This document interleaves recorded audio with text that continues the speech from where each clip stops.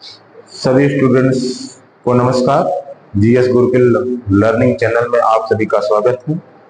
आप लोगों से विनम्र निवेदन है कि प्रस्तुत वीडियो को जरूर देखें, पूरा देखें, स्किप ना करें। और साथ ही एक विनम्र निवेदन ये भी है कि सब्सक्राइब जरूर करें।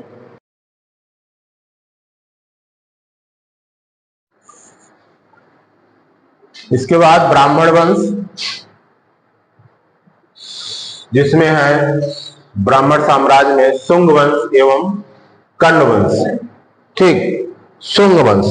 शुंग वंश में पहला नाम आएगा पुष्यमित्र शुंग। पुष्यमित्र शुंग कौन थे? ये बृहद्रथ के सेनापति थे। ठीक है, बृहद्रथ मतलब मौर्य वंश का अंतिम शासक। तो सेना के निरीक्षण के दौरान पुष्यमित्र शुंग ने बृहद्रथ की हत्या करके किस पर? साम्राज्य पर आधिपत्य जमाया। यहीं से शुंग वंश की शुरुआत होती है। ठीक, मतलब पुष्यमित्र शुंग से शुंग वंश की स्थापना होती है। ठीक, पुष्यमित्र शुंग जिसने मगध पर शुंग वंश की नींव डाली, ये ब्राह्मण जात के थे। शुंग शासकों ने अपनी राजधानी विदिशा में स्थापित की। ठीक, तो पुष्यमित्र शुंग इन्होंने बृहद्रथ अंतिम मौर्य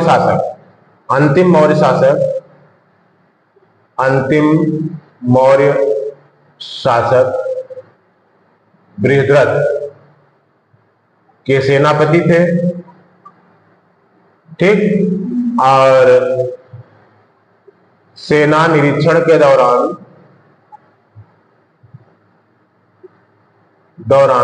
इन्होंने बृहद्रथ की हत्या, ठीक है, बृहद्रथ की हत्या करके शुंग वंश की स्थापना की।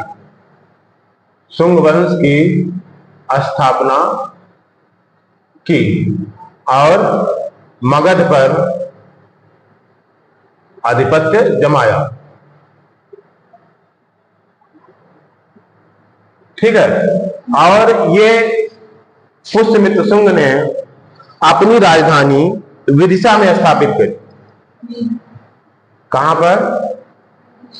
अपनी राजधानी विदिशा में स्थापित की। विदिशा कहां है?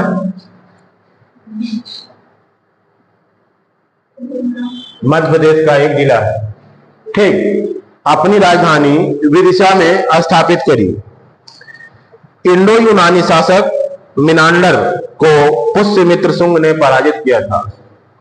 मिनांडर कौन था? इंडो यूनानी शासक था। मिनांडर को शुंग ने पराजित किया था। ये ध्यान रखिए, बहुत महत्वपूर्ण विजय थी। शुंग ने पराजित किया था मिनांडर को। ये इंडो यूनानी शासक था। पुष्यमित्र शुंग ने 2 बार अश्वमेध यज्ञ किया था। इनके लिए पतंजलि ने अश्वमेध यज्ञ कराए थे। पतंजलि कौन थे? पतंजलि योग दर्शन वाले हैं। योग दर्शन के थे। योग दर्शन किसका है? पतंजलि का ही है।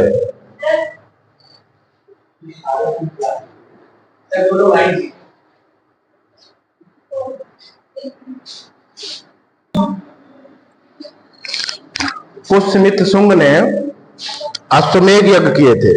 ठीक है, पुष्यमित्र शुंग ने 2 अश्वमेध यज्ञ किए थे। ठीक है, और पतंजलि ने अश्वमेध यज्ञ कराए थे।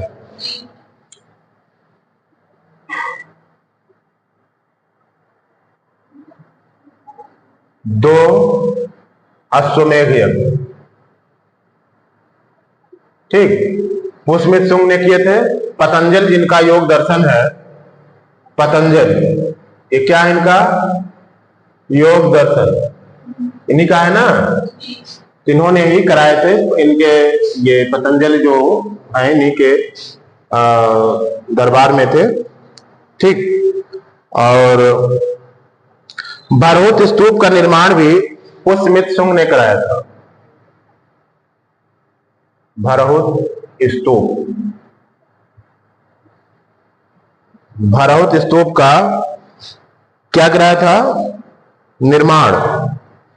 देखिए भरहुत स्तूप के, अब देखिए यहां पर कभी कभी जैसे आप देखिए कि कहा जाता है जो औरंगजेब के बारे में, लेकिन सबसे ज्यादा हिंदू अधिकारी औरंगजेब के काल में थे। ठीक उसी तरह देखिए ये कहा जाता है कि पुष्यमित्र शुंग ने बौद्ध मंदिरों को तोड़े थे, लेकिन देख लीजिए भरहुत स्तूप का निर्माण किसने कराया था? हाँ, भरहुत स्तूप का निर्माण पुष्यमित्र शुंग ने कराया था।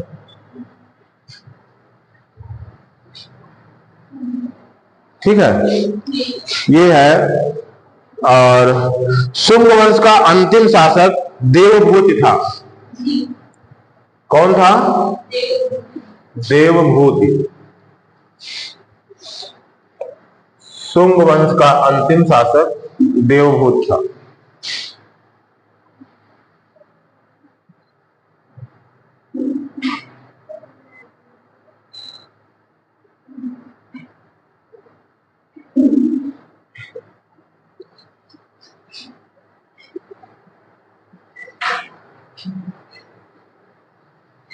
देवभूति था। इसकी हत्या 73 ईसा पूर्व में वासुदेव ने कर दी थी। कब की थी? देवभूति की हत्या 73 ईसा पूर्व में वासुदेव ने की थी।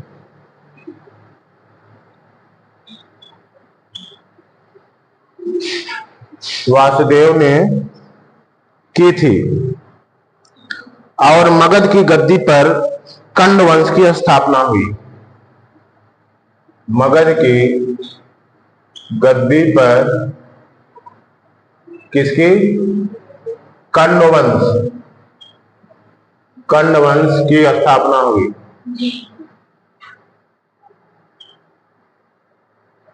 मगध की गद्दी पर कंड वंश की स्थापना हुई। कंड वंश का अंतिम शासक सुशर्मा था।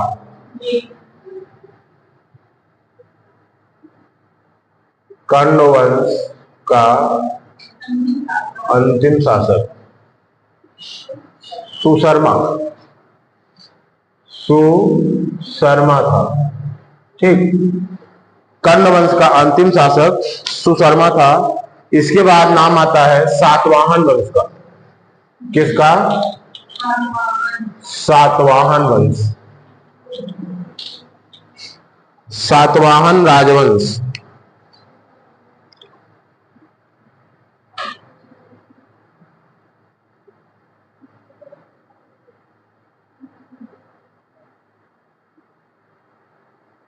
सातवाहन राजवंश। सिमुक ने 60 ईसा पूर्व में सुशर्मा की हत्या करके सातवाहन वंश की स्थापना की। किसने? सिमुक ने। हाँ, सिमुक ने किसकी हत्या करी? सुशर्मा की। सुशर्मा की हत्या करके किस वंश की स्थापना करी? सातवाहन वंश की। और कब करी? 60 ईसा पूर्व। 60 ईसा पूर्व। 60 ईसा पूर्व में सुशर्मा की हत्या करके सिमुक ने सातवाहन वंश की स्थापना की। सातवाहन राजवंश। ठीक, और आंध्र सातवाहन वंश शासकों ने अपनी राजधानी प्रतिष्ठान में स्थापित की। इन्होंने राजधानी कहां पर स्थापित की? प्रतिष्ठान कहां है? हाँ, राजधानी प्रतिष्ठान में स्थापित करी। प्रतिष्ठान में। और कहां पर है प्रतिष्ठान? गोदावरी नदी के किनारे। तो ये जो हम जिनकी बात कर रहे हैं सातवाहन की, सातवाहन, ये कौन थे? आंध्रवंश। इन्हें आंध्रवंश भी कहा जाता है, ये भी ध्यान रखिएगा, आंध्रवंश। ठीक है। इनकी राजधानी प्रतिष्ठान में थी। प्रतिष्ठान, प्रतिष्ठान मतलब गोदावरी नदी के किनारे। और ये कहां है? प्रतिष्ठान गोदावरी नदी के किनारे। ठीक है। मतलब महाराष्ट्र, महाराष्ट्र के औरंगाबाद जिले में, औरंगाबाद जिले में है प्रतिष्ठान। यहीं पर इन्होंने अपनी राजधानी बनवाई थी। कौन? सातवाहन राजवंश में। सातवाहन वंश के शासक सिमुक थे सातकर्णी, गौतमी पुत्र सातकर्णी। सिमुक, सातकर्णी, फिर गौतमी पुत्र सातकर्णी, गौतमी पुत्र सातकर्णी। ठीक। गौतमी पुत्र सातकर्णी, वशिष्ठी पुत्र, फिर पुलमावी, वशिष्ठी पुत्र, वशिष्ठी पुत्र, फिर पुलमावी। ठीक। वशिष्ठी पुत्र, पुलमावी, यज्ञ श्री सातकर्णी, यज्ञ श्री सातकर्णी। ठीक है। इन्हीं गौतमी पुत्र सातकर्णी को एका ब्राह्मण कहा जाता है ना, एका ब्राह्मण। सातकर्णी ने 2 अश्वमेध यज्ञ किए थे और एक राजसूय यज्ञ किया था। सातकर्णी कितने? 2 अश्वमेध यज्ञ और एक राजसूय यज्ञ, राजसूय यज्ञ किया था सातकर्णी ने। ये बहुत महत्वपूर्ण है भाई इस वंश के, सातकर्णी। सातवाहन शासकों के समय प्रसिद्ध साहित्यकार हाल और गुणाढ़ थे। हाल की रचनाएं पूछा जाता है। हाल मतलब उनका नाम था। ठीक। तो उनके समय के जो विद्वान थे, ये एक हाल थे। किसके समय के? सातवाहन शासकों के समय के प्रसिद्ध साहित्यकार। सातवाहन शासकों, सातवाहन शासकों के समय के साहित्यकार कौन थे? एक हाल थे, हाल। और दूसरे कौन थे? हाल एक थे गुणाढ़, गुणाढ़, हाल और गुणाढ़, हाल और गुणाढ़ थे। हाल की जो रचनाएं थी गाथा सप्तशती और गुणाढ़ की रचना थी बृहत कथा। ठीक है। गाथा सप्तशती, गाथा सप्तशती, इसको हाल ने रचित किया था। और गुणाढ़ ने क्या रचित किया था? बृहत कथा, बृहत कथा। यह गुणाढ़ का था, बृहत कथा। ठीक है।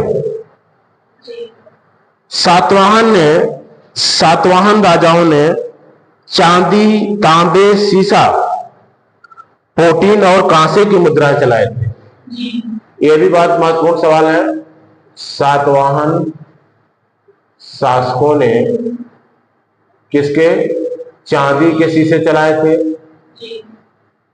कांसे के शीशे चलाए थे, शीशे के चांदी के सिक्के चलाए थे और कांसे के सिक्के और शीशे के सिक्के। सिक्के मतलब और मुद्रा, ठीक है, मुद्राओं का, हम सिक्के की बात यहां मुद्राओं कर रहे हैं, ठीक। और चांदी, तांबे, शीशा, कांसे, ठीक। और एक पोटीन का भी, पोटीन मतलब कि इनकी मुद्राएं कितनी थी, ये सारी मुद्राएं इनकी चांदी, कांसे, शीशे, तांबे और पोटीन, इतनी मुद्राएं थी इनके सातवाहनों के, सातवाहनों के। देख रहे हैं कहीं सोने दिख रहा है? सोने के नहीं चलाए थे लोग, ये ध्यान रखिएगा। सातवाहन अपना सिक्का ढालने में जिस शीशे का इस्तेमाल करते थे उसे रोम से बनाया जाता था, ठीक है। इनका शीशा जो है रोम से आता था, रोम से। तो चांदी, कांसे, शीशे, तांबे और पोटीन, इतने के सिक्के बनवाते थे। ब्राह्मणों को भूमि अनुदान देने की प्रथा का आरंभ सातवाहन शासकों ने ही सर्वप्रथम किया था। यहां पर जो ब्राह्मणों की भूमि दान, क्या ब्राह्मणों के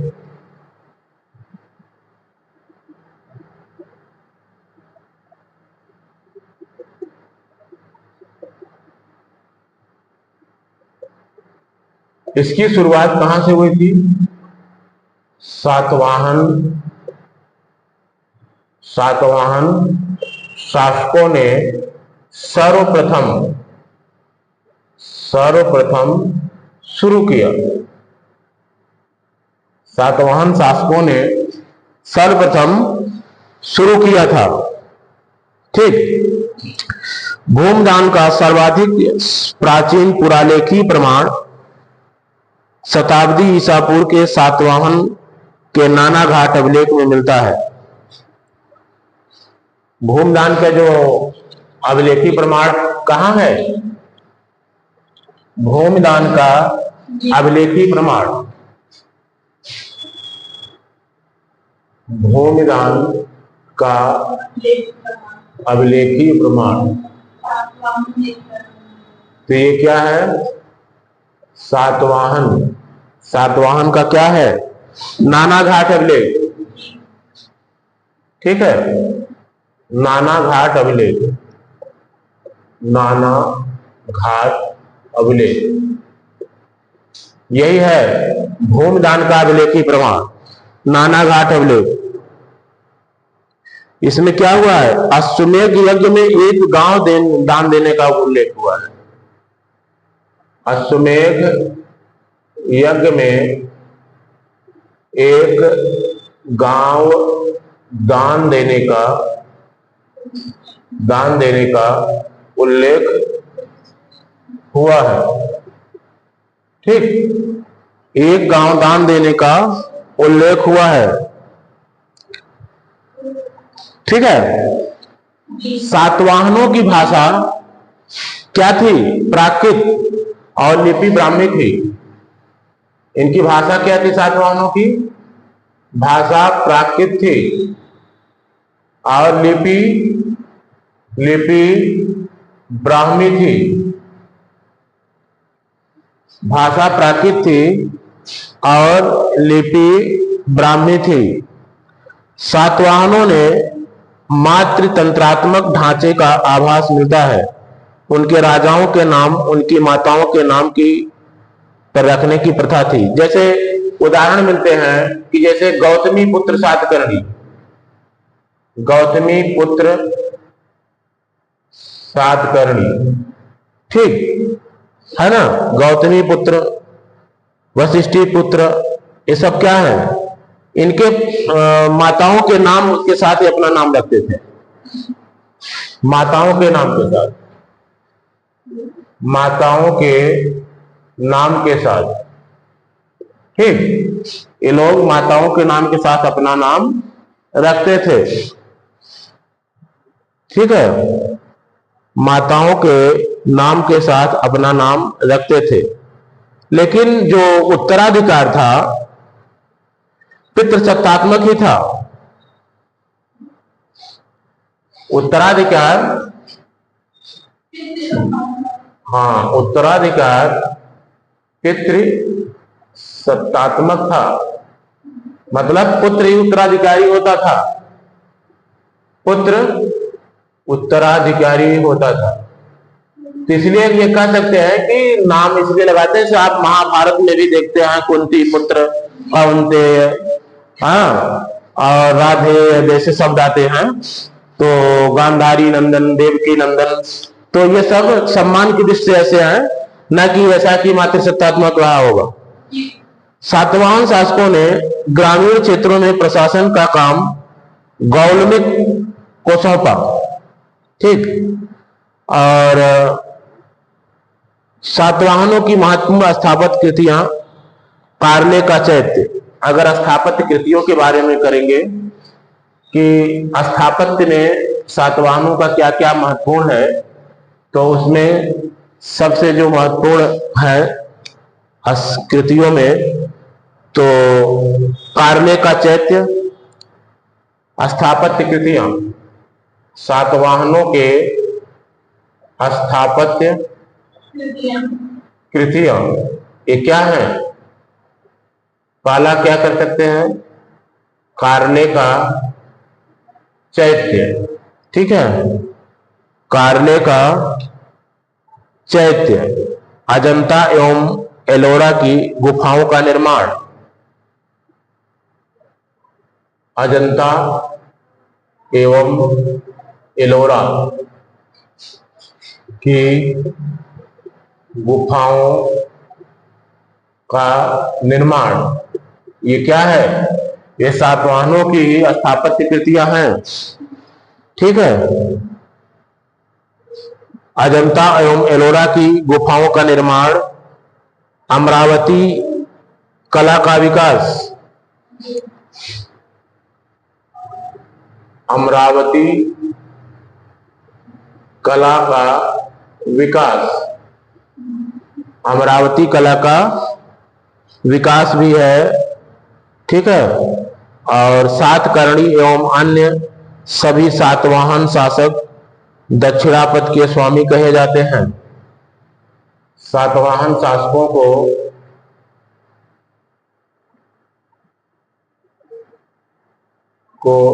दक्षिणापथ के स्वामी कहा जाता है। दक्षिणापथ के स्वामी कहे जाते हैं सातवाहन शासक। ठीक है, आंध्र प्रदेश के गुंटूर जिले में स्थित धरणीकोट नामक स्थान सातवाहन युग में धान्य कटक नाम से विख्यात था। यह अमरावती के निकट है। यह कुछ काल, यानी धान्य कटक कुछ काल तक सातवाहनों की राजधानी रहा। धान्य कटक कुछ काल तक सातवाहनों की राजधानी रहा। सातवाहनों की राजधानी, ठीक है, कुछ काल तक सातवाहनों की राजधानी रहा। ठीक है, और महासंघिकों के अधीन सातवाहन राज्य ने उत्तर और दक्षिण भारत के बीच सेतु का काम किया। यह भी सबसे महत्वपूर्ण तथ्य है।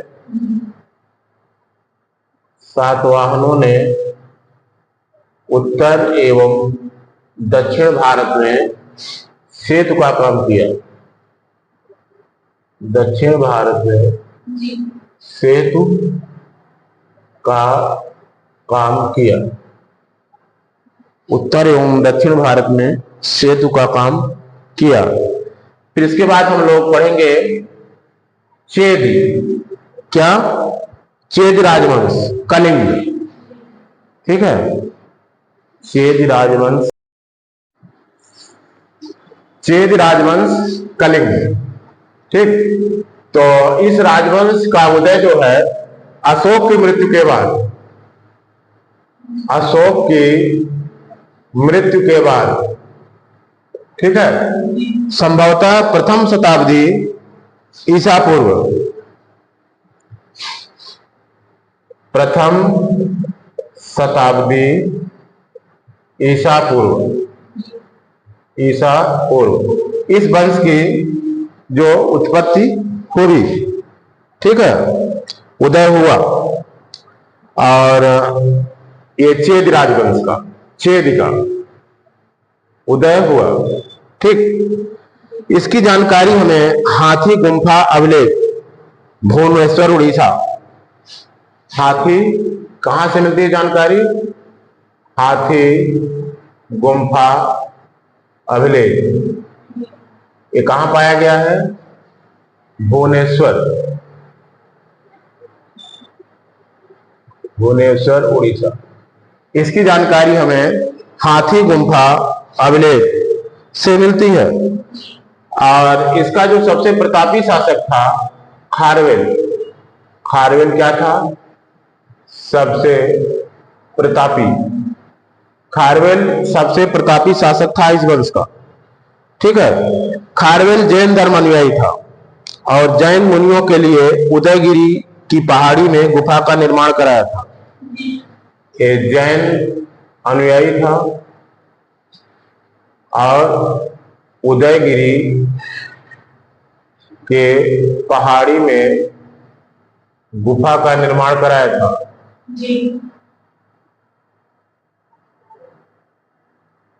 कराया था, किसके लिए कराया था? जैन मुनियों के लिए, जैन मुनियों के लिए कराया था, ठीक। जैन मुनियों के लिए ये कराया था।